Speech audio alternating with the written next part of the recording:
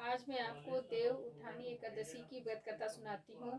एक राजा के राज में सभी लोग एकादशी का व्रत रखते थे। प्रजा तथा नौकर चाकरों से लेकर पशुओं तक को एकादशी के दिन अन्न नहीं दिया जाता था। एक दिन किसी दूसरे राज्य का एक व्यक्ति राजा के पास आकर बोला, महाराज कृपा करके मुझे नौकरी पर रख लें।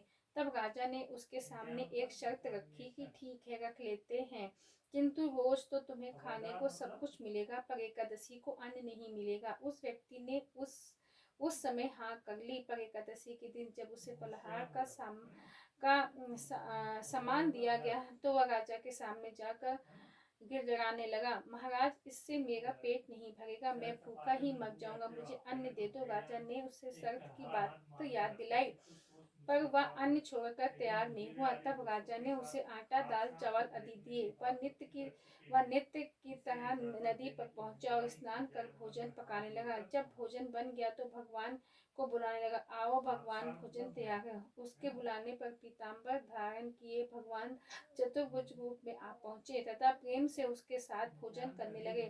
भोजन आदि इसके भगवान अंतर्ध्यान हो गए तथा वह अपने काम पर चला गया। 15 दिन बाद अगली एकादशी को वह राजा राजा से वरदान राजा से कहने लगा, महाराज मुझे दुगना सम्मान दीजिए। उस दिन मैं भूखा ही रह गया। राजा ने कारण पूछा तो उसने बताया कि हमारे साथ भगवान भी खाते हैं, इसीलिए हम दोनों के लिए ये सम्मान पूरा नहीं होता।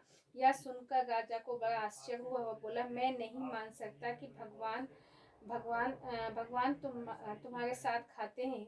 मैं तो इतना व्रत रखता हूँ, पूजा करता हूँ, पर भगवान ने मुझे कभी दर्शन नहीं दिए। राजा की बात सुनकर वह बोला, महाराज यदि विश्वास ना हो तो चल कर देख लें। राजा एक पेड़ के नीचे छिप कर बैठ गया। उस व्यक्ति ने भोजन बनाया तथा भगवान को शाम तक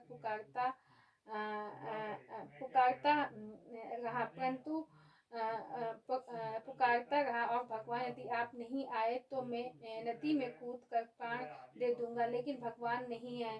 तब वह तब वह तब वह तब वह भोजन को भोजन त्यागने की उसकी दृढ़ इरादा जान सिद्ध ही भगवान प्रकट होकर उसे रोक लिया। साथ ही बैठकर खाने लगे। खीर पाकर उसे विमान में बैठा के अपने धाम में ले गए। यह देखकर राजा ने सोचा कि व्रत उपवास तो तब करे कोई फायदा नहीं होता जब तक मन शुद्ध न स्थिर। राजा को ज्ञान मिला। वह भी मन से व्रत उपवास करने लगा और अंत में स्वर्ग को प्राप्त हुआ। बोलो देव अपनी एकादशी व्रत कथा। जो भी गलती हो गई हो क्षमा करना प्रभु, जो भी गलतियां हो गई हो क्षमा करना। एकादशी की व्रत कथा।